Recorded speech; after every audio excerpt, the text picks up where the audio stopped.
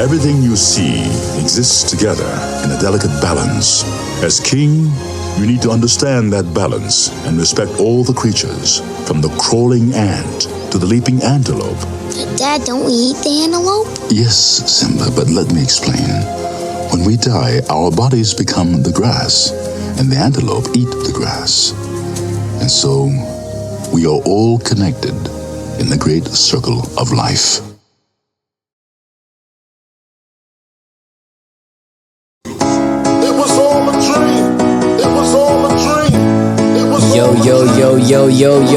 Yo. Welcome to the 317 Sports Project with Pen and Pops. I am Pen. I am Pops. Welcome to episode 56, Fever, Football, and Fuzz, the what? It is September 10th, 2024. We are coming in off of week one of the NFL playoffs. We'll talk about the NFL. We'll talk about that more. But the Colts didn't look horrible. We'll get into that. We went to the game first versus Houston. Great times. I'll tell you who they played. They played Houston, Texas. We were in Indy for the game versus Houston. Great time, good vibes. Shout out to Tyrese Halliburton. He was all over the damn city this last weekend. Colts game, Fever game, him and his woman. He's in them Indy streets heavy. And I asked Pops if he thought his woman was fine or not, but he didn't get a good glimpse of her. So we'll talk about that. But like, what do y'all think? Is Ty-Ty's wife fine? Ty-Ty's woman fine? Yeah, I still haven't even seen her. I'll pull up with her. But yeah, man, they got some shit to clean up, but there's some promise. I don't hate our teams, our fan base. Everybody right now is optimistic. Everybody seems to be in good spirits, acting right. But how you feeling, brother? Is this a check-in? Are we checking in? Now, just how you feeling? I'm feeling great. You feeling great? I'm feeling great. Why are you feeling great? Feeling great, man. Yeah, you had yourself a tall boy real fast. Yeah, I dropped the wife off the airport, and then I was like, you know what? I haven't eaten. I was like, I should get food then. Definitely. So I was like, I'm gonna get B-dubs to go, and I was like, I'm sitting here. Like, I might as well get a tall boy. Bar's here. I'm here. But then the food came out real quick, and I was like, I got an episode to shoot. Yeah. So I'm great. I'm great. I feel great about sports. I feel great about everybody. I feel good about life. That's what's up. You take your focus medicine? Your focus, whatever? Not today. This is just me. Oh, W. He's all the way locked in. Yeah. So I guess, is that your mic check? Is that good for you? Sure. Is that your mic check? Yeah, that works. I'm fine. I checked that mic. I too am great. This getting up at 3:30 in the morning and driving Lyft/Uber, it'd be taking a toll, kicking my butt. But we're doing that through the week. Clean Kicks is growing. Had a great time in Indy on Sunday with my bro. Thank you for pulling up with me. We'll talk about that a little bit later. Like I said, good to see everybody, obviously. But no, I'm good, man. Kicking ass, taking names, and in great spirits. Show me some Mary. Yeah. So, here's what's on deck. We're going to talk about MLS update. We got a few games left. So, talk about where people are at. Talk about the crew a little bit. Crewing it up. College football. Georgia, Texas, OSU, the rest of them. Mm-hmm. NFL week one update. We got a little U.S. Open tennis. New York City, baby. And then Athletes in Action. Man, is that what we call it? No, it's called Athletes, Actors, and Atrocities. Yeah. That's what it is now. Athletes, Actors, and Atrocities. This one's more athletic. Ish. We call it obligatory, aka onigatory. Or nigatory. Yeah. For sure. This is definitely an obligatory segment. For sure. But I've missed the hell out of this segment. It is full of Fuzz the What's. And the reason that I put Fever, Football, and Fuzz the What's is because throughout this episode, there's just a whole bunch of shit that just had me going, what the fuck? But for me, that is Fuzz the What. Exactly. So there's a whole bunch of Fuzz the What's that I may just drop throughout this episode. Speaking of which, you want to get into the good, bad, and the ugly? Let's do it. Good, bad, and the ugly. Quick hitters, the good. Big ups to Baker, man. Baker Mayfield may have played the best football quarterback-wise of the first week. And we got to tip our hat off to this fool. He balled out 24 for 30, 4 touchdowns, 0 interceptions. That's a hell of a start. And for that, your boy says, Fuzz the what is going on? We talking about Baker Mayfield. Hey, bro, if I gave you a blind test, right? A blind quiz. And I was like, name the quarterback who went 24 for 30 for 4 touchdowns and 0 interceptions. How long would it take you to find Baker fucking Mayfield? It'd take me a while. It'd take me a while. I wouldn't go to him naturally. No. No. You're going to go to about 12, 13, 14 quarterbacks. Quicker, and then you're going to eventually go, who's in the NFC South over there? Quicker than you think. We talk about Baker at work a lot. Because I have a lot of Browns fans that are off the Deshaun boat. As they should be. And we talk about that comparison. Should have never been on the Deshaun boat. He harasses women. Correct. I'm just saying. Yeah, you should jump off that boat. We don't condone that. Yeah. We don't condone that over here. But you just said that you are not, he wouldn't be as low as you think. And I'm just going to segue and say, I'm actually excited for him this season because when Baker is healthy and engaged, he's a hell of a quarterback. Not just a healthy Baker, but if he's healthy and locked in, that fool can play some football. So that whole situation, we talked about this at work pretty extensively today, and it made no sense to me because you mean leaving Cleveland? Correct. Okay. And that whole last year when he was playing on the hurt shoulder, and no one either he was told he has to play or he didn't get stopped. No one stopped himself from playing because he was on a contract year. What that ended up doing is he didn't play as well, so they used that as the scapegoat and got rid of him and didn't re-sign him. Stupid. And then in comes Deshaun Watson. My thing was, how do you make that choice as a front office on going, the previous year this guy got us our first playoff game in however long. He then comes in. They beat Cincinnati? Who'd they beat in that playoff game? I don't even remember. Okay, all right. And then you go, let's do that. Let's not re-sign that guy who is the culture guy. He's exactly who the dog pound would want. People love him in the city of Cleveland. He loves being here. And he loves being here too. Deshaun Watson, who hadn't played for a year and is coming off legal troubles, and you can guarantee his full contract. And we're going to give him the most money of any quarterback ever. I just don't understand that choice. The math's not mathing. That just doesn't make sense. You're absolutely right. Okay. I love that he's being successful. He was successful last year in Tampa Bay. He didn't get a fair shot on the Rams then. Well, Rams, it was just because of he played well in a few games that he played in. Yep. And then he obviously nobody plays well in Carolina. So impossible. That just is what it is. Both Sam Darnold and Baker had great games after they left Carolina. So that's a whole other thing. That's actually preaching. Correct. So I loved it. I think he's a phenomenal quarterback. I think he's a perfect one. Like Tampa Bay, they have similar fans to me. Cleveland and Tampa Bay? Correct. Yeah, they're very similar. So I think he's that exact attitude that you need at the quarterback spot with Mike Evans. They're going to be phenomenal. That's what's up. And their defense is pretty all right too. Yep. So they can hold it down. The bad. Angel Reese, man. Her season is officially over. She will be having surgery on her left hand, which was injured on an and one play the other night. She stated the doc said that she could have surgery or not. If not, it could end up with her having arthritis at 22 years old. She was like, hell to the gnaw. So they'll give her surgery. They'll put a screw in it, whatever the case may be, and boom, she'll be back in a few months. People keep showing videos of her boofing and all of that shit and getting her own rebounds. Through my perspective lens, 13 plus points, 13 rebounds. I mean, I care how you getting it, but I don't really care how you getting it. That's a hell of a rookie start. What you think? You think she's a boofer, or do you think those numbers are legit?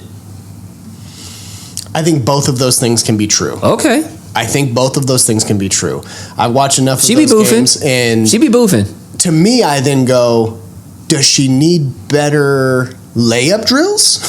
She be boofing. Right? Like there's some your putbacks aren't as accurate as they should be. More so, do I think you're purposefully padding your stats? I understand. I agree. And I know that all WNBA players are quote unquote under the rim players, but for a post player, she is a very under the rim post player. For sure. You know what I mean? So she ain't got no hops. So yeah, right. So I just need maybe more accuracy on that part and you're underneath I'd love to see what her shooting percentage is underneath the basket. Okay. On those situations, because that should just be higher to me, and that's whatever that number is, that should be higher to me, and that's a trainable thing. Fair. So I mind but don't mind, as you said. Okay. Right. I'm in. Yeah. She'll get better. The game will slow down. At the end of the day, coming out 13 plus points, 13 rebounds a game, if you continue on this trajectory, you could fuck around and be like one of them 17, 15 kind of players. And that's a crazy career. I would rather you learn how to pump fake better, draw a foul, or hit a 7 to 12 foot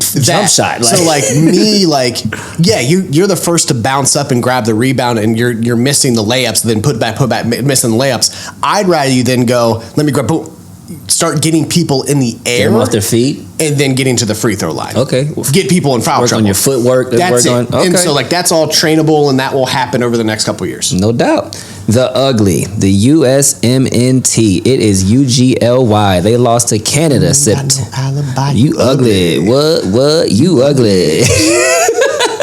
They lost to Canada September 7th, 2-1. First loss to Canada on U.S. soil since 1957. You know what's going on in 1957, bro?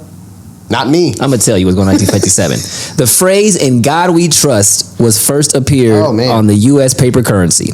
In 1957, bubble wrap Purina dog chow, Formula 409, Sweet and Low, Tag drink mix, and styrofoam coolers, along with the Whopper, appeared in the marketplace for the first time, and Leave It to Beaver appeared on CBS. That's how long ago that shit was. That's some shit. That's how long ago.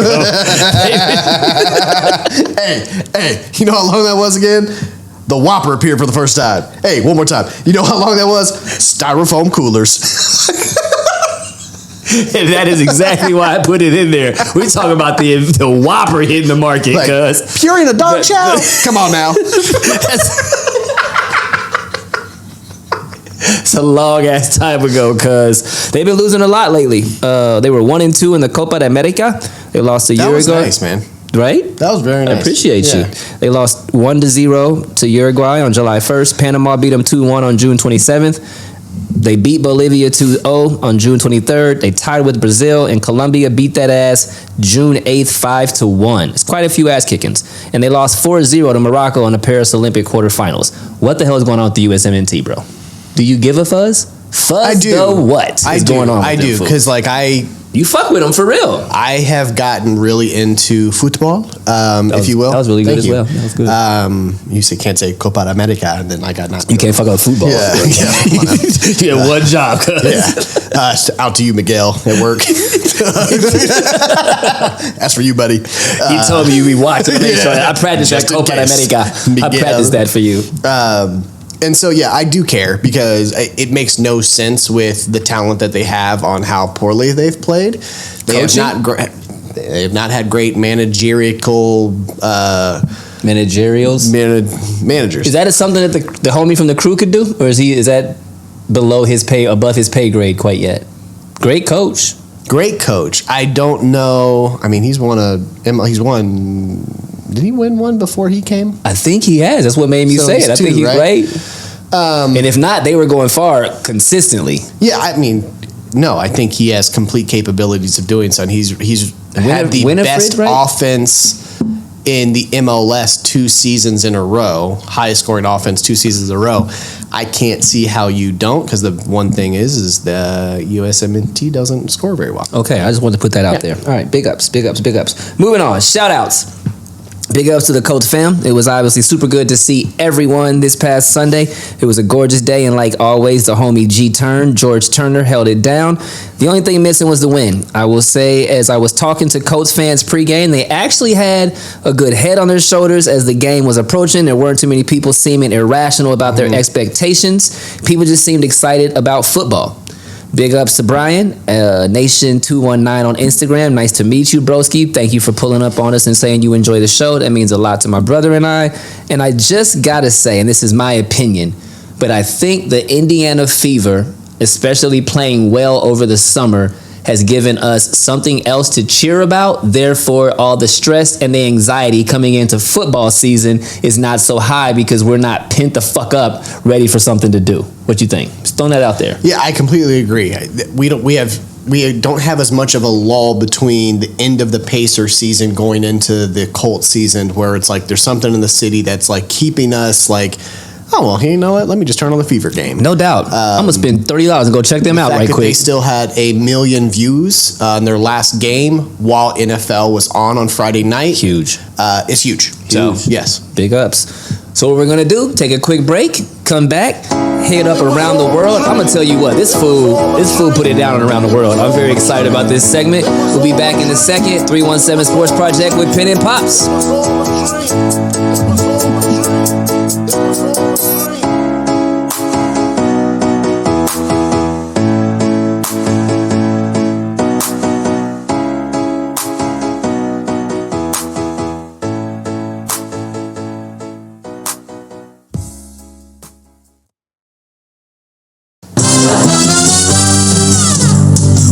brothers. We're happy and we're singing and we're colored. Give me a high five. Welcome back to the 317 Sports Project. We are presented by one of our sponsors, Pinnacle Professional Coaching. Are you feeling stuck? Are you at a fork in the road and you just cannot pick a direction? Reach out to Pinnacle Pro Coaching. We specialize in transition, mindfulness, and self-love. Schedule a 45-minute consultation and start to unlock your full potential. Absolutely. Well said, my brother. We are moving on to our next segment, Around the World. We got the MLS, we got college football, we got NFL, we got athletes in action, and some other fun stuff to talk about. Kick U.S. Open tennis. Kick it off, brother, with the corner shot going into MLS. Let's get it. Let's talk some standings in the MLS. This will be a pretty quick one as we update. We have I know the Crew has about 9 games left, so I kind of wanted to do a check-in. 9 times. Great movie. Name that movie. Yep. Put it in the comments. 9 times. So we are in third spot right now. So we got Inter Miami. So 8th, we'll go Eastern Conference. I'm sorry. You got Inter Miami, CF at 1, FC Cincinnati, Columbus Crew in the third spot, New York Red Bulls, New York City FC, Charlotte FC, Orlando City SC. Geez, too many FCs and SCs. Fuck. Toronto FC. That's a lot. What does FC stand for? Football club. Thank you. Yeah. Okay. Yeah, you'd think it'd be more complicated than that.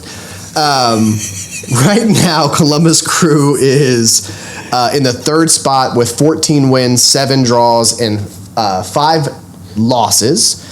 I wish we had a little less on those draws because that is a lot of ties. That's a lot of ties right now. That needs to be 3 or 4 less ties for sure. With the schedule right now, I don't know that I can see them. I mean, they're 2 games behind Cincinnati, but I don't know that they're going to be able to take over that spot with how good Cincinnati is. Okay. But the third spot, we have New York Red Bulls with 4 games behind us, so I have a feeling we're going to stand in that pretty third pat spot. at that. Okay. With 9 games left and who's there, I see us probably winning 7 of those. 6 Is everybody to 7 back of those. from their other teams? That's what I don't quite know. I don't know the time frames because everyone's been gone with their basically national teams doing their qualifying for all of the different tournaments that are going on right now or coming up in the next year. So a lot of qualifying tournaments happening right now. There's an Africa one, there's US something, all kinds of shit. But what that did do is last game on Saturday, yeah, there's a lot of shit going on. Last Saturday, Crew got to play with hardly anybody. There were people I have never seen before on the field. Me and wifey said multiple times, who the hell is that? Fuzz, what is going on? They had to call up 4 players from the Crew 2 team just to fill the roster. That's how many people are out playing.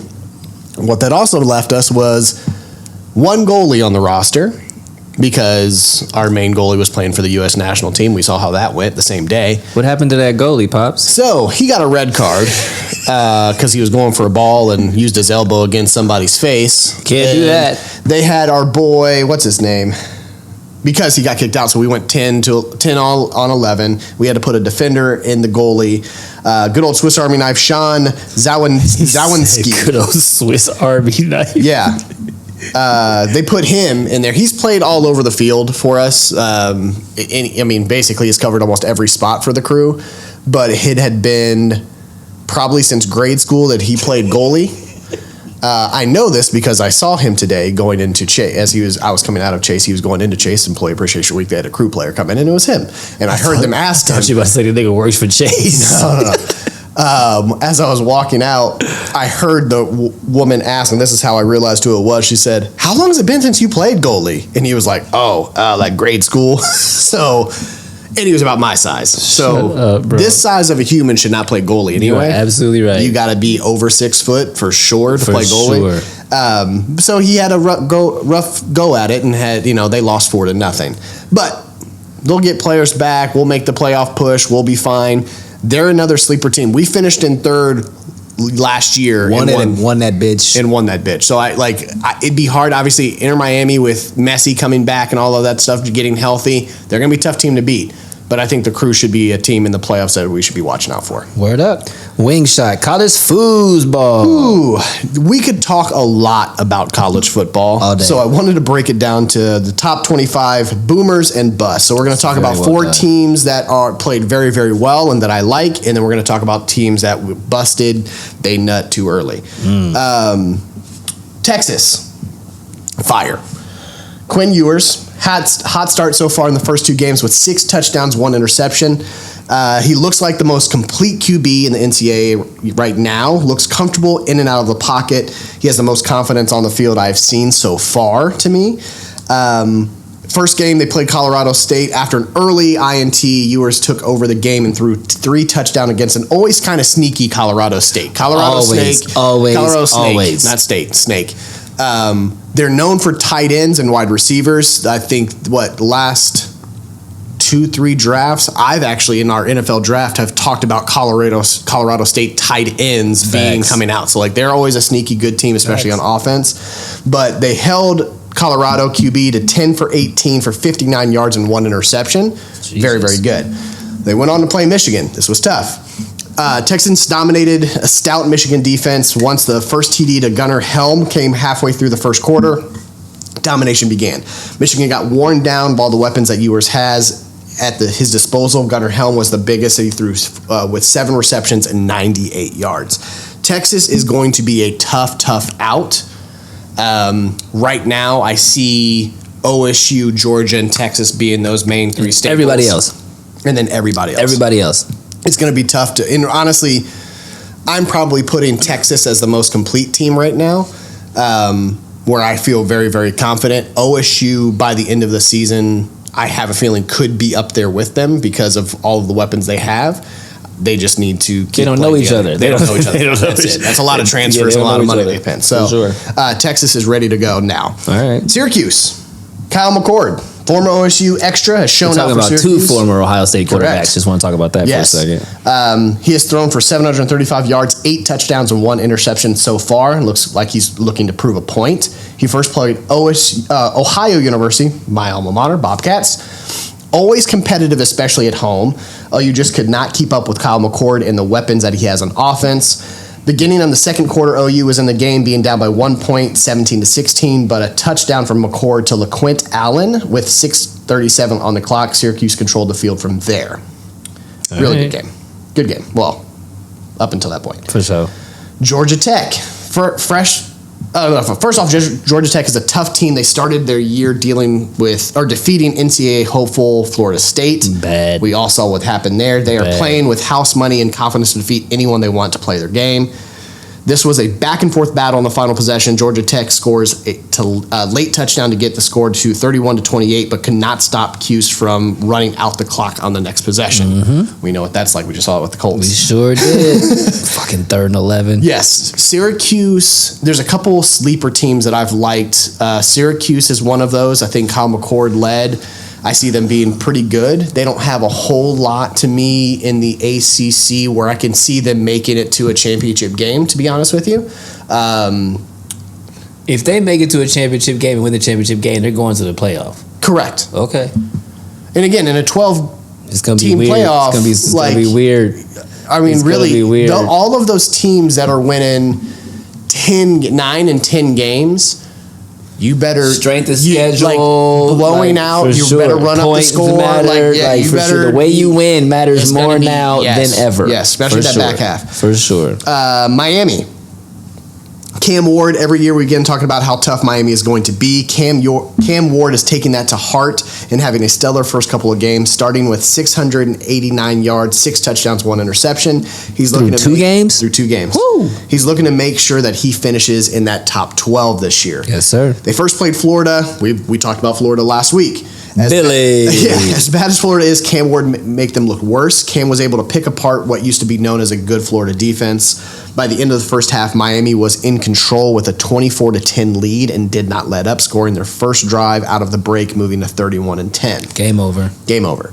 Florida A&M, they went on to play. Not much to say on this one. Florida A&M was outmatched on the field. The end of the second quarter was 25-3, and they didn't slow down, taking this one to 56-9 and holding Florida A&M to 3 field goals. You got to beat who you play. Correct. You got to beat who's on the field. That's all you can do. One of my favorite teams looking forward in the Big Ten, one of my sleeper Big Ten teams, Illinois. Tell them why, brother. Illinois is my turnaround team in the Big Ten. They have started establishing a culture again that what we used to know as Illinois in the Big Ten should be ready to play every week, especially in their house. They started with Eastern Illinois. Luke Altmaier came out strong and quick, ended up throwing 4 touchdowns, and Caden Fagan added a rushing TD with 108 yards. Luke doesn't have the best arm, but what he is a great game manager. We know what that does in college football, NFL, really. If you have a good game manager and a decent defense, you're going to win some games. Trent Dilfer is a Super Bowl champion. Correct. Just saying. They then went on to defeat Kansas, number 19 at the time. Kansas controlled most of this game score-wise, but Illinois kept them within striking difference with their defense, bending but not completely breaking. That's it. Field goals, baby. They held Kansas to 17 points. There you have it. Luke didn't throw any titties. He didn't throw any titties. Hey! But he didn't make any mistakes, either tossing for 192 yards, 16 for 25 passing. I mean, that's game management. That's game management. You get that to 19 for 25, throw a touchdown or two in there, and you're like... And that tells me how good their defense is. Kansas's offense is really good. Yeah, the Jayhawks are fast. They play very good football. So to keep them and striking distance, you take over in the end of the game, and then you hold them like that. Illinois is going to be one of those. They have a tough little game stretch here in the middle where they've got a Penn State, they've got a Purdue coming at home, they've got some games that you got to watch out. The middle of the Big Ten is not shitty like the middle of the Big Ten has been. There's some bottom half Big Ten squads that can really fuck around and get you an upset for sure. What's up with the Busters, dog? Notre Dame. Fuzz the what? After a 10-point win over an always ready to play Texas A&M, Notre Dame slips up against Northern Illinois. This is horrible, bro. Yeah. This is horrible. They don't have a passing game right now, and honestly, for this game, I'm just sorry. My bad. No, you're good. I was actually just going to have a conversation with you. Let's go. They just don't have a passing game. Luckily, that's what I wrote, but they don't have a passing game right now, and I'm going to put this on the coaching staff. Marcus Freeman, bro. That's not... First of all, you're not known with not having people prepared. Stanford got him. Come on. Northern Illinois just got him. Who got him last year? Did Marshall... Didn't they lose to Marshall? Yeah. Not just Marshall's got... Yeah. You always have one of these random teams that you guys just are expecting to win, and you're not having your players take it seriously. This is college football, bro. This is college football. Yeah. You don't get to just wake up on Saturday and just walk into a stadium and just be like, game over because you have on silver or gold and black, gold and blue, whatever the hell the colors are. That's not how that works, bro. Here's what you did do. You paid $1.5 million for a team to come in, and then they beat you. They beat that ass. I mean, other teams have done it. We've seen Michigan and Appalachian State do it. We've seen it happen, but this is a bad loss for Marcus Freeman, bro. This is bad because you don't play in a conference, so you don't play go to anybody the rest of the year. Correct. You don't go to a conference championship, which would then hold pat your place. So don't fuck up the rest of the time. I mean, Syracuse might take their spot. Michigan's offense. Busters. Go ahead, bro. Thanks, man. You put it in here? I did, but you didn't have to say it I'm that. just moving on. I don't mean no harm. Davis Warren is running the Michigan offense this year. This is his first time running offense since 7 games he played in high school after battling cancer. Decent arm, but has not had enough experience. Will you say that again? This fool is first time running an offense since the 7 games he played in high school, ... after battling cancer. Correct. He's been through a lot. He's been through a lot. He's a senior. He's a walk-on, so he was a no-star player. He's been in the program for 5-6 years? Correct. Wow, he's a walk-on and a senior now. Wow. And all of a sudden getting the helm of this. So he's been watching, but he has not seen game time and run the offense. That nigga Jimmy left the cupboards bare, huh? Which completely tells me, as high up as people were as Orgy developing, how bad are you? He ain't it. Orgy, and I saw that pass that you threw that you came in and you threw right into the dirt when you came into the game. just a little out route that should have been about just a 5-yard gain, and you threw it 5 yards into the dirt. That was bad. He needs to transfer to like Drake or something, huh? Like, yeah, like you can run, but like you can't hide. Yo, their incoming class is crazy though. We'll talk Next like couple years, incoming class is like, gonna don't be get nuts. it twisted. Don't get comfortable with Michigan being shitty, homies. Give Michigan 3-ish years, Don't 2-3 get cozy. years, and it's going to be right back to where you were. for sure. Offensive line has issues. Again, Michigan lost about 13 players on offense, and it showed against Texas. Edwards and Loveland are the 2 remaining stars, and it's just not enough. It just isn't enough. No. Penn State. Now, I put this in here. Penn State's 2-0. Man, but boy, are they not impressive. It's not as because Drew Aller had a good first week against WVU, defeating them at home 34-12. I'm not a fan of them but I'm not a fan. They only beat Bowling Green by 7, and that's an issue for me. As it should be. Thank God defense intercepted them twice in the fourth, because 3:37 left in the fourth quarter, and it was only a 3-point game. I mean, which then again, Bowling Green come in. Bowling Green intercepted you twice, which means you picked them off. They held your offense again to a 3-and-out and got one more chance, but they just threw one more pick. I mean, Bowling Green is the kind of team that goes into the horseshoe and loses 27-19, though. Like, Bowling Green is just, like, they're known to go into a stadium or whatever the case may be. Where was the game? Was it in Pitt State? Yeah. You know, they're known to go into a stadium and keep it way closer than they, like, y'all cats better wake up, man. Some of y'all teams, guys, y'all play. Hey, the season started. You know what I'm talking about? Started. You know what I'm talking about? Everyone shake These it games off. matter. Like, this, everyone get loose. Hey, y'all, we started. I don't know if everyone these games are actually part of the regular season. Like, these matter. Texas knows. They're in it. Texas knows. OSU knows. OSU and Georgia knows. Georgia knows. Texas knows. The rest of y'all fools, I don't know if y'all know. LSU didn't know. LSU definitely didn't. LSU did not know. And let me tell you, if I see him smacking that table one more time as fake as he did, I'm angry. Ooh, like, it was the weirdest thing I've ever seen. Florida State. They suck. Fuzz, what is going on in Florida State? Started ranked 10th overall, but lost to a good Georgia Tech team in week 1, another unranked opponent, Boston College, in week 2. Fuck. But again, both of those teams are good programs. Syracuse, Illinois, I mean, like, for sure. Basically, Boston College is known to upset you, bro. Correct. They really are. Basically, after, was that last season or the season before, they got left off the college football playoff after they were undefeated. Florida State? Yeah. 2 years ago. 2 years ago. Yep. Basically, since then, y'all been fucking up. But they did get left off as an undefeated team. That was 2 seasons ago. I'm just saying. That's disrespectful as shit. But again, what did they do? Figure it out. They went to a bowl game. What did they do?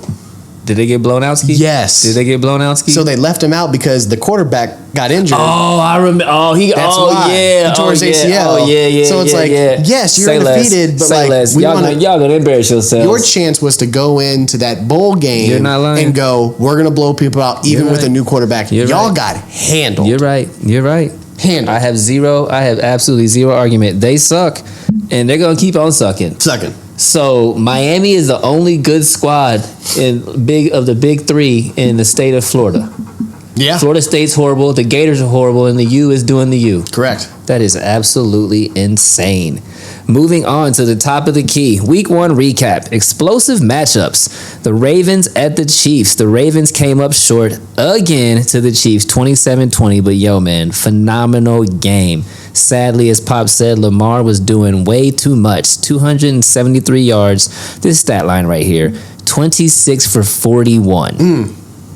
It's too many passes. Yeah, that's not what you do. 26 for 41, 122 rushing yards on 16 attempts. Derrick Henry touched the ball 13 times for 46 carries. They didn't even use him in the second half. What the fuck is he there for? Right. First drive, great. First 2 drives, you got him a touchdown, you got him some carries. He was moving the pile. You just stopped. He should have the ball 22 times, 23 times. Patrick Mahomes did what he does, continues to put his team in a position to win. He should thank his defense as they really kept the Ravens from being too explosive. Okay, I co-sign that. Yeah, I think we know the Chiefs' offense is the Chiefs' offense. It is good. It is very good because you have Patrick Mahomes. they're a beatable offense, so I want people to start giving credit to Kansas City's defense over the last couple seasons. I would say the last 7 to 9 games of last season, including the playoffs and now. Correct. For sure. Yeah. Because once they figured it out, they figured it out. Their defense is actually what's For sure. winning them complete games. Because without that, I think I think Kansas City's a beatable team. You just their defense is holding. They just don't beat themselves. They don't have a day. They don't have an off Correct. day. They just don't have an off Correct. day. Packers at Eagles. Both offenses were moving down the field in the first half. Green Bay taking a lead 19-17 to the locker rooms. Eagles eventually took the lead and took the game 34-29 behind a balanced offensive attack. Saquon looks ready for a fresh start as he ended the game with the $109, 2 rushing touchdowns and 23 receiving yards and a touchdown as well. 3 touchdowns. Jordan Love, after having a pretty damn good day, rolled up and sprained his MCL. He will be out for 2 to 4 weeks. I personally lean more towards the 4 side just to make sure that he's healthy and good to go. No need to rush that brother back. If it was later in the season, I'd be like, get that fool back. But this early in the season, just go 2-2, 3-1 through that, figure it out. We'll go from there. Yeah, I think you're in a division with some uncertainties, which makes it a little better for you. You got to keep pace with the Lions. So keep pace with the Lions. Keep pace. You just have to watch out. Is Sam Darnold on a revenge tour? Is this because the Vikings looked decent? He looked really good, but that's just one game. Sam Darnold's done one game before. Bears. Who knows? They got to win. They got to win. They got to win. So with that, you just got to keep your eye on those other 2 teams. Yeah, for sure. But the Lions are going to be the main thing I keep up with. Speaking of which, should we talk about the Rams and Lions yet? No. Rams and Lions. Stafford made his return to the D for the first time since being traded. This didn't disappoint as it goes into overtimes, and the Lions took that 26-20 win. Rams did not get the ball in overtime. Matt Stafford fought really hard in this game after throwing a pick, as he did his normal fourth quarter comeback and had the Rams ready to steal this one in Detroit. 317 yards, 1 touchdown, 1 interception. Detroit weapons. David Montgomery had 19 carries for 91 yards and a touchdown. Great. 17 carries, 91 yards and a touchdown. Great running back, man. Jahmyr Gibbs, 11 carries for 40 yards and a touchdown. And Jamison Williams had 5 receptions for $121 and a touchdown. That right there is just a complimentary football. That's great. That is complimentary football. Yep. You can't be mad at any of those numbers. Correct. And then you threw false starts in here. Well played on that. The Browns. Deshaun Watson, Fuzz the what, should be benched or cut. This dude is crazy. He put that in here flat out. Deshaun Watson should be benched or cut. The second highest paid quarterback in the NFL, and that only changed 3 days ago. His own offensive linemen don't even want to help him. He's down on the ground. They take the L for offense and put in Winston. You know what I'm saying? That's not a horrible idea. Deshaun threw for 169 yards, 24 for 45, 1 touchdown, and 2 interceptions. Bad. The culture seems bad right now, and that's sad after what they started building with Baker Mayfield. Preach that gospel. And we'll talk more about him and actors and atrocities. Oh, Deshaun Watson, that is, not Baker Correct. Mayfield. Panthers, Bryce Young looks very busty. I know he doesn't have a lot around him, but he does. He looks busty. He doesn't look comfortable. Very petite back there. Against the Saints, he was 13 for 30 for 161 and 2 INTs. This offense couldn't move the ball at all, and the Saints just destroyed their defense. I don't know what has happened to Carolina, but the train is off the tracks. This is a very well written segment. Giants, this may not come as a surprise, but Daniel Jones, he says doesn't look good. I'm going to say blows ass. 186 yards, 22 for 42, and 2 interceptions, 1 pick 6. Did you change something? My eye just hurt. Yeah, my bad. Okay, 1 pick 6. He said he is surprised the coach did not get fired last year, but now how they handle the Saquon extension, it doesn't surprise them. They don't know what San Quinn. I know that you typed that, but I wasn't saying that. It doesn't surprise him. They don't know what they are doing over there. You are absolutely right. You know Daniel Jones has thrown more pick 6s than he has touchdowns? Correct, since his extension. That is a real life truth. That is a very big truth. Jesus, Lord have mercy. More pick 6s than touchdowns since he has gotten extended. That's really that is a truth. Say that for the people in the back, Yes. Keisha. That is horrible football. More pick 6s. Say it for the people in the back. Than touchdowns since you've been extended. To your own team. Correct. Fuck. The Bungles. A bad offensive game plan has the Bengals losing to the rebuilding Patriots at home 16-10. This was an absolute trap game as Jacoby Brissett led the team exactly how you do in this situation. Play your game and don't make mistakes. That is Patriots football, and that is Jacoby Brissett football. We've seen that. We know that. That like he's not going to make a lot of mistakes. He sure is not. Week 2 to 3 preview. What you think, bro? What you think? Marquee matchups. I actually like this Thursday night game. We got the Bills at the Dolphins. That's actually big ups to Josh Allen. Big ups to Josh Allen. Homie played his ass off. Yeah. Wow. Yeah. Yeah. He looked good. I will say this. I love this because we don't see a lot of Thursday night games that matter. Like this is actually a divisional game right away. So you say Miami in them? Yeah. Okay. So that's Thursday. That'll be great. I'll probably be if you want to go down, I'll be at B-Dubs on 5th right here with some of the crew from work. What time you going? Oh, for the football game. For the football game. Oh, that's perfect because I got an event from 3 to 7. I'll come take the truck back and pull up. There you go. My dog. There you go. Word up.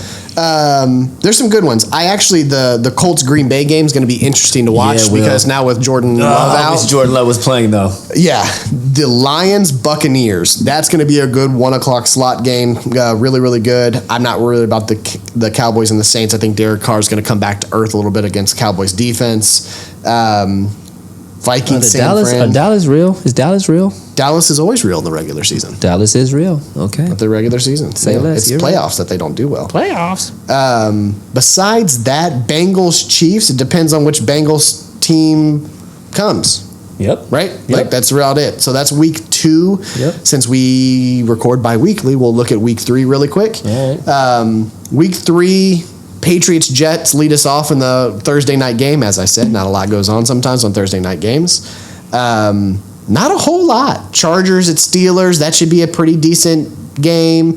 The Ravens at the Cowboys will probably be the best in the afternoon slot. And then you've got the Chiefs at the Falcons on Sunday night, not great. And then you've got 2 Monday games. Oh, okay. West Coast, East Coast? No, it was one must be overseas. That was my next question. Yeah, Jaguars at the Bills and then Commanders at the Bengals. So we're in that kind of early part of the season where there's not a whole lot. For sure. But you got a couple marquee matchups that are coming to you. Did anything surprise me in week 1 is what your question is, right? Mm-hmm. Let me go look at some week 1 stuff right quick. I would say Baker putting up 4 touchdowns kind of surprised the shit out of me. I will say that. I will say Pittsburgh getting the win, although it was ugly, surprised me. I think if they clean up some stuff, who should start over there, do you think? Fields. Thank you. I think if they clean up that stuff. I think it was weird that Russell Wilson wore his pads even though he wasn't active. I hate you right now. I think if they figure out that stuff, clean up some stuff over there, and allow Justin to be Justin, they could be a deadly team. And when I say deadly, I mean, win a playoff game, sneak one, and be like, holy shit, because their defense is stout and they have all the weapons around them.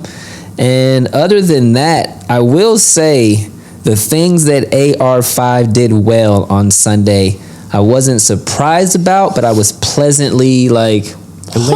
There's some potential for this brother back there. Once Josh Downs gets back, and we'll talk about it more, I think that'll elevate everybody around him for sure. Yeah, about the same. Baker's performance was great. I was happy to see Sam Darnold. I just want to see guys that have been through hard situations do well. I'm happy Sam Darnold had a good game against the Vikings after they were basically it's JJ McCarthy's team. So happy. I was surprised that Sean played that bad. That too. I was surprised he played that bad. Yeah, that was bad. That was really, really bad. That's what rapists do. Bad things. Bad things. Yep. That was probably mine. Baker, again, I don't know why I'm continually surprised by Baker because I think we just know what Baker's brand is at this point. So, Baker, my apologies to you for even being surprised because I treat you like you're Johnny Manziel and you're not. Right. And I don't and want I need to do stop that doing anymore. that for sure. So, Baker? But you are on your way. You are on your way to acting the fool, but you're not Johnny Manziel for sure. You're good, brother. Mad respect. So, Wing shot, U.S. Open. Talk to him, bro. This will be quick. Men's finals. After seeing big names get eliminated early in the tournament, we were treated to an All-American semifinal match between Francis Tiafoe and Taylor Fritz. Tiafoe ran out of gas, and Fritz went on to play center in the finals. Center went on to win in straight sets, taking the second Grand Slam of the year. He also won the Australian Open. Yeah, he did. Women's finals, hard-hitting Arna Sabalenka She's big. She is. Takes the U.S. Open title in straight sets, winning her second Grand Slam of the year, like Sinner, also won the Australian Open. With this, she would take over the number 1 spots. Okay. Luda! Athletes in action. AKA athletes, actors, and atrocities. AKA it's so negatory. Correct. Let's go. Tyreek Hill. Lord Jesus is a fire. Arrested on his way to the stadium for a traffic violation. Body cam footage of the incident has been released, and it was hard to watch. The cops escalated very quickly and used excessive force during the altercation. The police department has made a statement, and the officer is now on leave. Of course, his agent. Speaking of which, leave black people alone. Yeah. Speaking of leave. My bad. Go ahead. Obviously, his agent is calling for them to be fired. Have you watched it? Of course I've watched it. From many different angles. There was one cop, for some reason, that kept wanting to butt in and be excessive while a conversation is happening between another cop saying, hey, roll down your window. Why this other cop just comes in and is like, hey, no, we're done. Hey. Like, I don't know what your issue was. Yeah. Even then, when trying to sit down on the sidewalk, he's like, hold on, I just had knee surgery. And he's like, oh, we get it. And then here he comes again. No, you need to get down. He's like, man, I just had knee surgery. Like, it was this one cop who just kept interjecting himself because I don't know what. If he was just getting his rocks off because he had Tyreek Hill there. Not sure. So that's going on with him. It was a power trip. Yeah. It was definitely a power move. I'm going to butcher this name. Rebecca, I apologize. Chip Guy.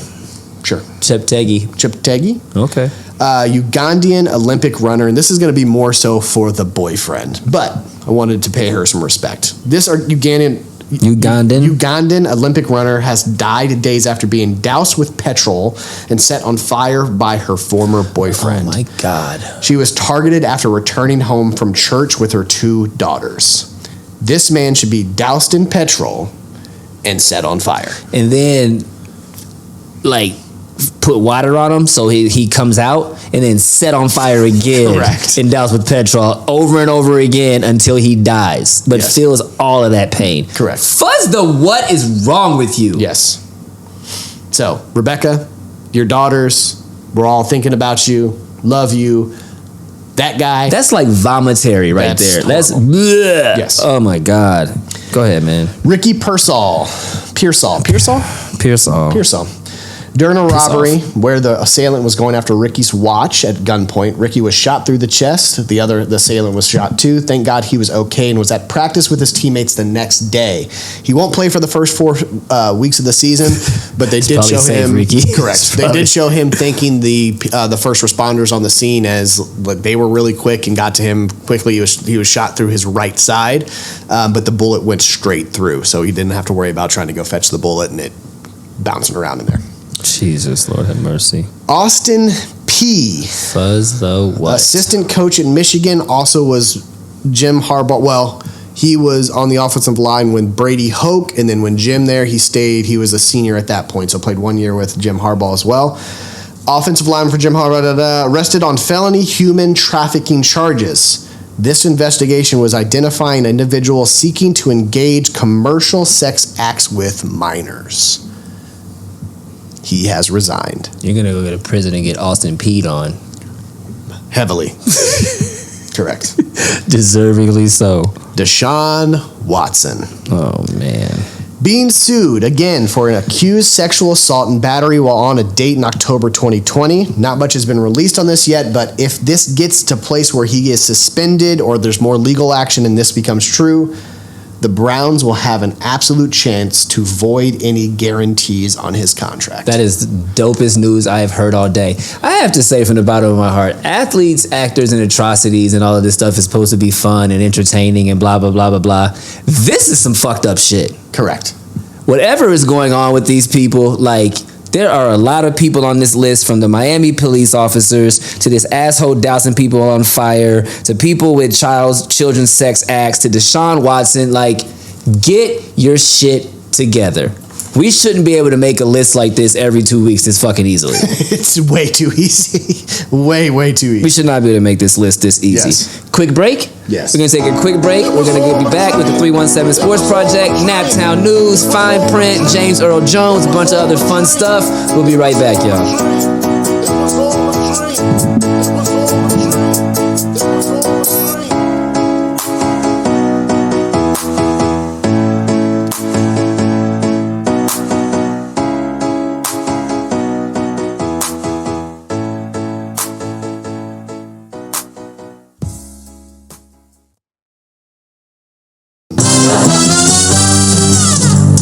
brothers, we're happy and we're singing and we're colored. Give me a high five. Welcome back to the 317 Sports Project, presented by another one of our, what's the word?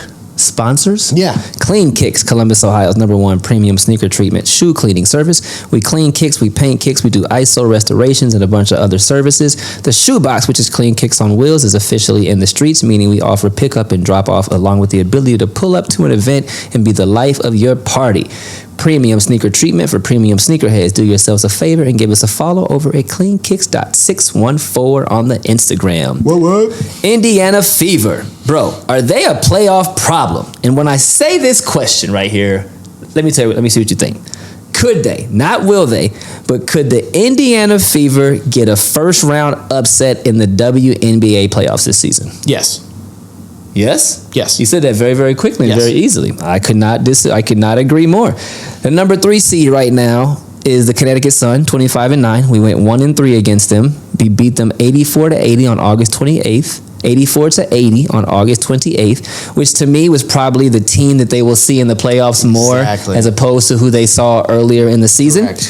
And then the Minnesota Lynx are the second seed at 26-10. We'll see over the next 3 games, I believe, 3 or 4 games for some teams, how that's going to work out, 2 or 3. 1-2 this season. Our single win was on my birthday, July 14th, 81-74. Big ups, ladies.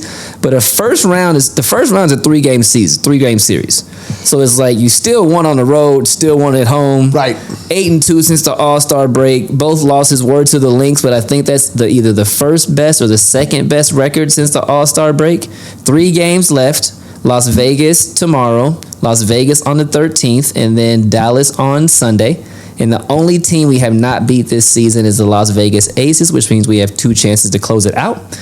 The Fever are also number 5 in power rankings, down 1 from 4 last week. They are behind the Liberty, the Lynx, the Aces, who are on fire right now, and the Sun, which kind of makes sense to me. Yep. I'll take being the number 5 power ranking squad right now in the WNBA. The season, straight up success. What is your grade on the season for the Indiana Fever this year? I'm going to give them a B+. Perfect. I said an A- only because of the 1-8 start. Yeah. They were 18-9 cents, which is phenomenal basketball. Numbers are up, sales are up, seats are up. The Caitlin effect is real. Caitlin, Kelsey, Aaliyah, Nalissa, and Lexi are clearly our starting 5. They're playing out of their minds. Back-to-back rookie of the year is damn near guaranteed, and Caitlin earned that damn thing. She did. I don't want nobody talking about it. I don't want I don't want none of this bullshit. Yes. Caitlin has earned that damn thing. 15 games. Hasn't even been a conversation. It's not been a conversation. Okay. Name a rookie award this year, and Oak Grill's probably broke it besides rebounds. Starting 5 is intact, like I said, but our bench is low-key scarce to me, especially at the guard position. Grace Berger gets no tick. Katie Lou can't guard no damn body. E. Weezy, I love her, but the girl can't shoot really. And Christy Wallace gets no tick either. So besides Lexi, Kelsey, and Caitlin, our guard play is very, very scarce. Yeah. For sure. But 19 wins, playoff berth. 20 wins would be crazy. We said, was it last year? When did we say this? It wasn't the beginning of this season. We said 19 to 21 wins probably at the end of season 3, probably when the summer was about to end, going into the beginning, right? Yeah, with Caitlin Clark. Right? Yeah. You said 19 to 21 wins, and they're at 18 to 21 wins. Right on the money. Big ups to you. Big ups to you. Caitlin and Aaliyah completely vibing. Deadly combination for the future. Kelsey and Caitlin are having an absolute ball. And good for you, Kelsey Mitchell. Like, good for you. 7 years with the organization. Never made it to the playoffs. Been working your ass off. Probably the best season you had. Your pops just passed away. Big ups to you. Culture is officially intact and developing. Good character ladies in the locker room. Coaches as well. Everyone's bought in. Erica Wheeler is our TJ McConnell. There, yeah. Right? Exactly. Right. Yes. I was really going to say that earlier. Didn't even know you wrote that. I was going to say it For right when you sure. said it, yeah. And Christy Sides has absolutely cemented herself as the one. Correct. So the Yeah. future's bright, 18-9. Great run since the 1-8 start. I feel very good about these ladies, and we both agree that you could, not that you will. Playoff basketball is different. Playoff basketball is level up. But you could still win and squeak one.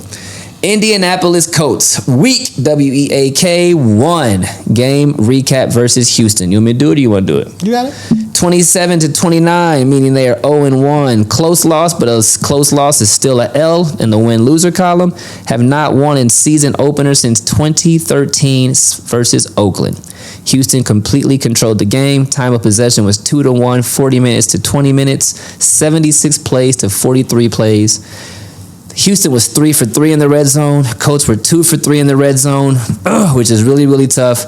Because if you get 3 points in there, it's a whole different football game. Houston ran the ball extremely well, and we said before the game there's going to be one in the trenches. We said some other stuff, but we definitely said it's going to be nasty in the trenches. Between the trenches, offensive and defensive line are going to really, really matter. Yep. Anthony Richardson, 9 for 19, 2 touchdowns, 1 interception, 1 rushing touchdown. You hear that Anthony Richardson threw 2 touchdowns, 1 pick, and ran for a touchdown, and you're like, that's what's up. You hear he went 9 for 19, you're like, that's what's up. So you give and you take. You want that to be 17 for 23 for 2 touchdowns, 1 pick, and a touchdown, you know what I mean? And a rushing touchdown. That's way better stats. Made some great throws, made some bad throws, turnover in the red zone. Like I said before, you got to get 3 points there. But I think missing Josh Downs may had a little something to do with it. Yeah, getting him back either next they week or played the week well after, together last year. That was one main target, to be Right, honest with you. right. So that was big, and it will be big, him coming back. High ankle sprain. We all know how high ankle sprains like a are. hamstring. This is his first time dealing with that. He mentioned that.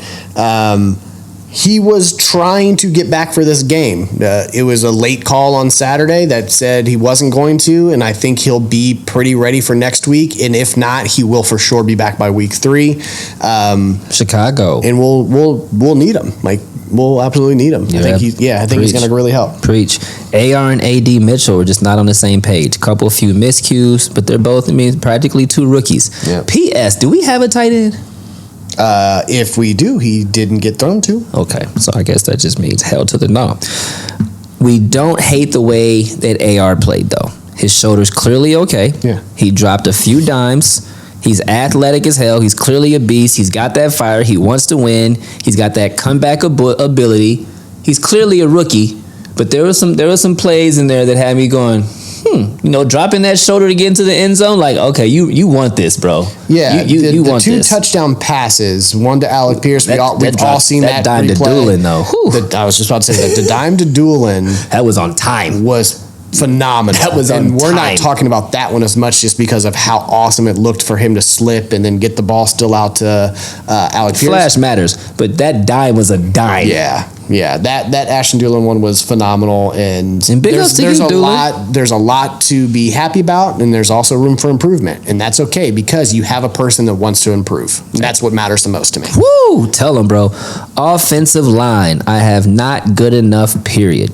We need to be talking about JT way more. 16 rushes for 48 yards ain't it. Will Fries was 93. What is this on the power rankings? What are these numbers? I just put These are their block rankings. Okay, they're over that game. Okay. So out of 100, this is what they were ranked as far as their blocking grade. Is that Will Fries? Is that how you say that? Or is it Yes, Fries? Will Fries, right? 93. Quentin Nelson was 90.7. Raymond was 82.8. Ryan Kelly 71.9. And Braden Smith was 70.4. Ryan Kelly had a tough game. He had the lowest, and I believe that his rushing block was a 62, I believe, if I remember right. So for a guy that is on a contract year, I need you to play better, buddy. Tell him, cuz. With that said, we only had the ball for 20 minutes. Correct. Defensive line and linebackers. Got home a few times, 3 sacks, not enough pressure on Stroud after the first quarter plus. You mentioned that. Got completely pushed around in the second half. Were they tired? And why didn't we see enough Zaire Franklin? We didn't see enough of the linebacking. Yes. The second layer of defense was absent. Yes. It was if the defensive line got they were there, they were fine. If Mixon got past the DB was tackling him. The DB or safety was tackling. It made no sense. It made no sense. I didn't see any. I saw one large shoulder throw with Zaire Franklin in the whole game. We went, ooh. And I was like, ooh.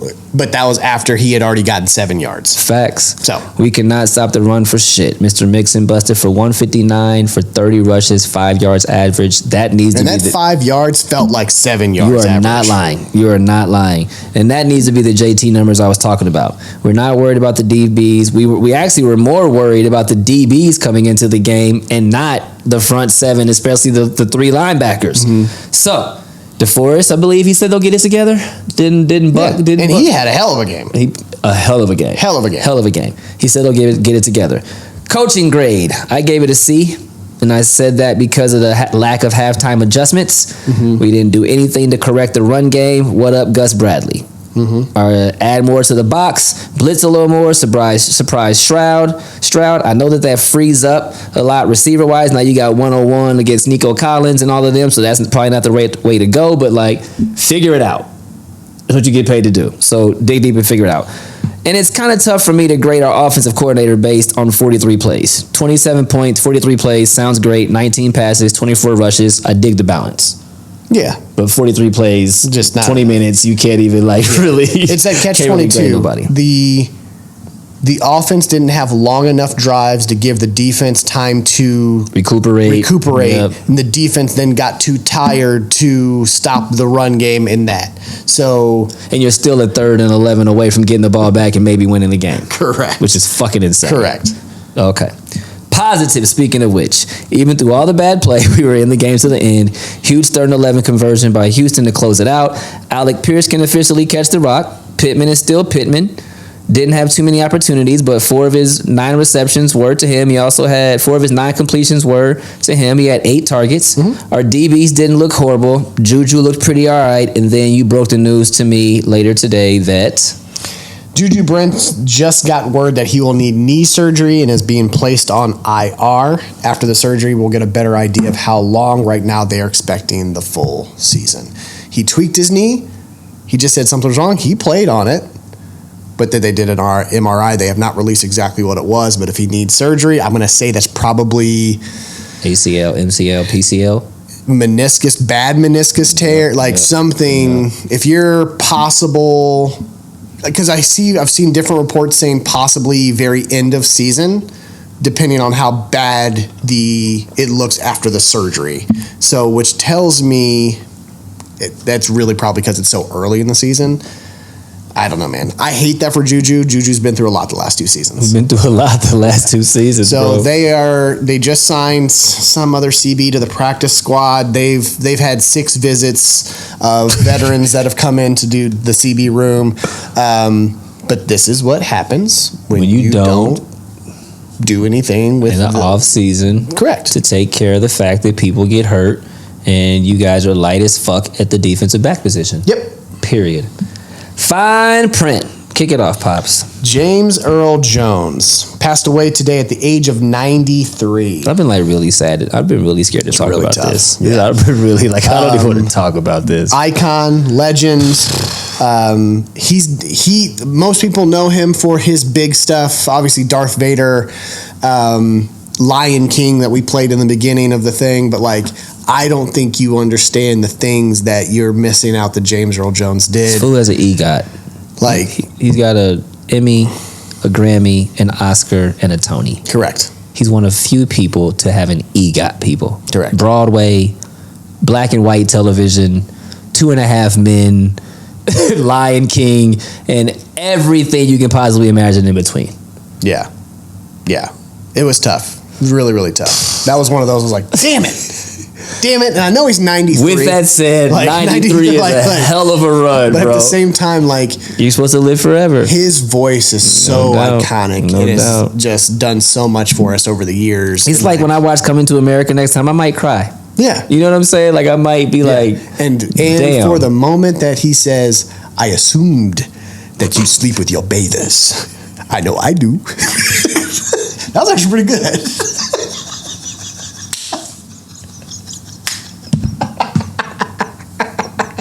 That was like spot on good. Yeah.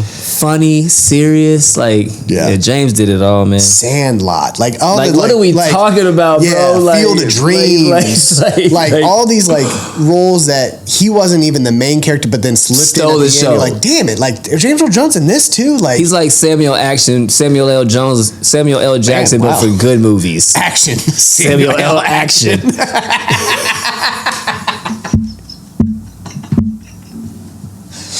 Woo, that was good. He's like Samuel L. Jackson, but for good movies, niggas and everything. Correct. Yeah. Not just snakes on a plane. Yeah. All right, moving on, bro. Rest in peace. Peener. Jesus. Action Peter. Peter. You can tell we're tired. We had a drink, can't you? Y'all can tell we're tired and we had a drink. This is what starts happening. Shit gets slurry up here. Peter Reneday dies at the age of 93. Great run. This one hits really home for me because he was the first OG Splinter on the best cartoon. But we got Splinter here with us. I hear that voice all the time. That's what I grew up watching. Still will watch the OG cartoon. Peter Reneday, our leader in Splinter, and taught us all that good stuff and how to be a great fighter and a better person. Facts. My guy. Facts. Johnny Gaudreau. This one's tough. Horrible. This is horrible. Was killed on August 29th at 8:30 p.m. local time. He and his brother were back home in New Jersey riding bicycles together as they prepped for their sister's wedding the next day. Yeah. A drunk driver hit them and killed them both. Meredith Gaudreau, his late wife, announced in his eulogy, I think that was either yesterday or today. No, she did not. That she is pregnant with their child. Oh, my God. And his brother, and I should have put his brother's name in here too, who played college hockey with him as well, also is pregnant with their first child. Who also died? Correct. The day before. Well, hours before sister's wedding. Obviously, they postponed that wedding. They didn't do the wedding the next day. Wow. So, a lot of stuff has come up for the Blue Jackets. There's a GoFundMe for his wife, for their child. I think they've got some money, but sin stuff... Be honest with you, I'm just going to say that.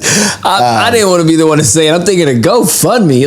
What do they like? They've got money. You better cut it out. If you want to do something, some flowers or something, toys for the kids, do something. They've done a lot of great stuff with Memorial outside of the Nationwide Arena for Johnny Gaudreau. He was a best player for the Blue Jackets. It sucks. It really, really sucks. Damn. Yeah. So the fine print's been mad dark and mad sad. So I asked Pops, should we keep this last part for where it's at, or should we move it up to the ugly part of the good, bad, and the ugly, because it's about to get ugly? And he said, we got to keep that shit light, cuz, so keep it there. So, weird segue, but the Colorado Buffaloes.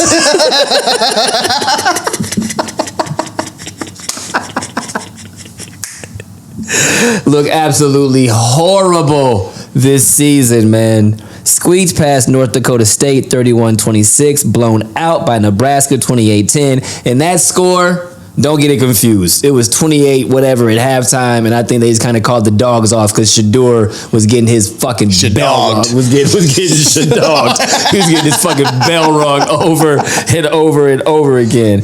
They are averaging less than 40 rushing yards per game. Shedeur is clearly not happy. He was all quiet last season, but they averaged less than 70 rushing yards last season. They're actually worse this season than they were last year. Their offensive and defensive lines are atrocious. They're going to fuck around and get Shedeur hurt. He's been sacked almost 60 times since last season. And I'll tell you what. And for that, I say Fuzz the what is going on. Should they consider utilizing their backup quarterback, and should Deion consider leaving? Oh, he has too much pride to do that. Ooh. So that's not going to happen. Wow. Okay. He said too much. You're not lying. And Deion's, I'm here until they get rid of me. We're going to get the dogs. We're going to get the dogs. We're going to get the dogs. Should they consider sitting Shedeur? Because Shedeur is a first-round draft pick. I don't know if you know that. Shedeur is a first-round draft pick. If his dad wasn't Deion Sanders? Do you agree he's a first-round draft pick? Correct. He drops dimes. Correct. He has no offensive line. Zero offensive line. That's it. So just keep him in there, just keep getting his bell rocked? That's all they're going to do. Oh, my God. Okay. So at what point does, father, save his child? Deion's a whole different breed. I'd be in there. Man. Deion's a different breed, man. Does Deion is this messing up his opportunity to go coach a bigger school? Because I think if Deion was at Florida State, he would get the recruits. Just no one wants to come play at Colorado. Yeah. No, this is a bad business move. You know what I mean? This is bad for the brand. Yeah. So now you go 4-7 this year. Now you're not going to get that next big job. The thing is that somebody will give him a chance like Florida State because they're panicking right now with what's going on there. Yeah, if you're going to do it, do it now. And what Deion brings is money. Entertainment, baby. That's it. Entertainment. And they're so bad at Florida State that if you fuck around and go 8-4, 9-3 and get some recruits, you are Jesus to them fools again. Correct. All right. I agree. That's it, y'all. Great show. I mean, that was quick, bro. That's quicker than I thought. What, 1:15? Where we at? 1:11. Not bad.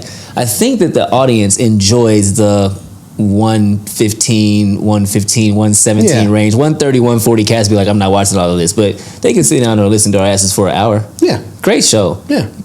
Around the World was fire, bro. Appreciate that. We put this shit together very, very quickly. I don't think you guys understand how fast we put this show together, and the shit be fire. I go through and I read it before we do it, before we come through, before he pulls up. I'm scrolling through man, this is some good ass topics right here. And I woke myself up snoring at 8:15 and hadn't finished yet, and was like, no, I gotta get up. Gotta get up. AM or PM? PM. You woke up last night? Last night. I'd fallen asleep. I was like, oh shit. Let me get up and finish Around the World. That's Pops right there. That's totally Pops right there. Because I woke up and went and drove and then got back at 5:30 and was like, let me type before I went and laid down again. We'll keep bringing it, y'all. So we have 2 Fever games coming up this week. Probably 3. The last 3 Fever games coming up. Yep. We'll have 2 Colts games. And we'll see you guys in a couple of weeks. That's it. All right, y'all. Peace. Cause I was 2 years old, first time I heard a beat drop. Yeah. And by 3 years old, I'm learning how to beatbox. Yeah. 4 or 5 years old when I'm putting on the 45s. Final. Needle to the groove, I'm scratching up the sweet spots. Homie from the East Block, in Naptown where the fiends flock. Skip school all day, mama couldn't keep watch. Fresh fade with the Reeboks. Man, nah, nigga couldn't tell me nothing. I'm so sick in my own lane, preteen pimping all the light skin, red bone loving. Boombox on with the headphones bumping, dreaming to find my niche. Cause I ain't really know back then when I picked up my first notebook and a black pen. That little nigga with a rhyme like this. I wasn't thinking to the days of a dope band, new EPs on a compact disc. Nah, shit, truth be told, I ain't know I could sound like this. For me back then, it was all a dream. It was all a dream. It was all a dream. It was all a dream. It was all a dream. It was all a dream. And this shit right here be the proof dreams do come true. And this shit right here be the proof dreams do come true.